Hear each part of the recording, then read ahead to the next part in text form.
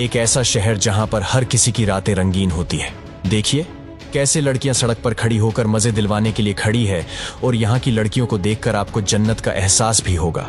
और इस शहर में एक ऐसी होटल भी है जिसका एक दिन का किराया 6 से 7 लाख है। यहाँ के लोग कुत्ते बिल्लियां नहीं, शेर और चित्ते पालना पसंद करते हैं। और यहाँ के एटीएम से पैसे नहीं बल्कि सोने के बिस्किट निकलते हैं। सच में यहाँ पर पैसे की बारिश होती है। जी हाँ दोस्तों, ये है सबसे ज्यादा चमत्कारिक शहर जिसका नाम है दुबई। दुबई को आज के दिन सपनों का शहर कहा जाता है। जानते हैं क्यों?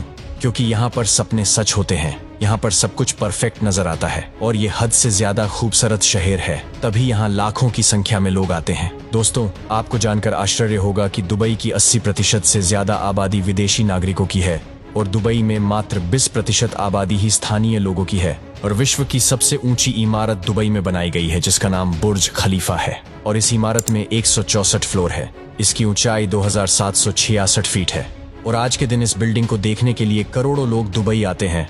और कहा जाता है कि उसकी ऊंचाई इतनी ज्यादा है कि आप इसे 90 किलोमीटर की दूरी से भी देख सकते हैं। वैसे आपको बता दें कि ऐसे कई सारे बिल्डिंग दुबई में हैं। और क्या आपको पता है कि दुनिया में एकमात्र 7 स्टार होटल भी आपको इसी देश में देखने को मिलता है? कहने का मतलब है कि सारी रॉयल्टी आपको यहाँ पर ही देखने को मिलेंगी। जी हाँ, इस होटल का नाम है द बुर्ज अल अरब। कहा जाता है कि यहाँ पर एक दिन का रहने का मतलब है कि तकरीबन 6 से 7 लाख का खर्चा।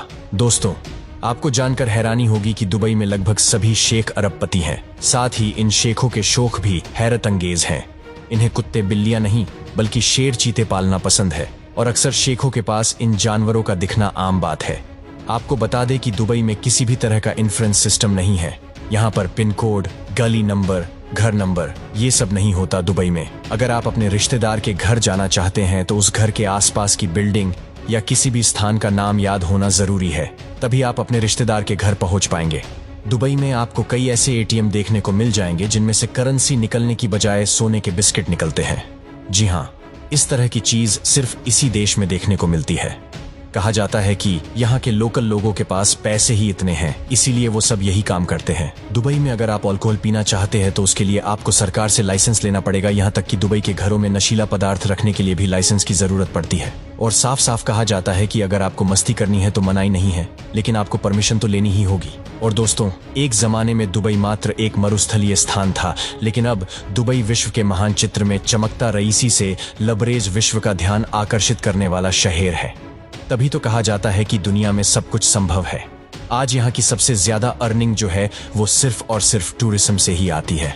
और क्या आप यकीन कर सकते हैं कि दुबई में गोल्डन बर्गर भी मिलता है जिसकी कीमत $100 से भी ज्यादा होती है। दोस्तों, जो ये बर्गर होता है उस पर गोल्ड की परत जमी होती है और इस बर्गर को खाया भी जा सकता है। और हाँ, दुबई में टैक्स नहीं वसूला जाता, जिसके कारण दुनिया भर के अमीर आदमी विदेशी यहाँ पर आके अपना बिजनेस करते हैं। और यही तरीका है कि इस शहर में जॉब की कोई कमी नहीं है। जी हाँ, बड़े बड़े बिजनेसमैन यहाँ पर आकर अपना काम करते हैं। और क्या आपको पता है, दुबई की पुलिस को दुनिया की सबसे रिचेस्ट पुलिस कहा जाता है। जी हाँ, पुलिस सुपर कार इस्तेमाल करती है जिसमें आती है लैम्बोर्गिनी, बुगाटी और BMW।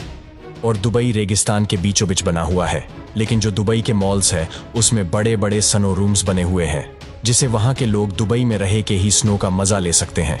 दुबई में एक पाम आइलैंड भी है जो सबसे बड़ा आर्टिफिशियल आइलैंड है, और दुबई के पाम आइलैंड को दुनिया का 8वां अजूबा भी कहा जाता है।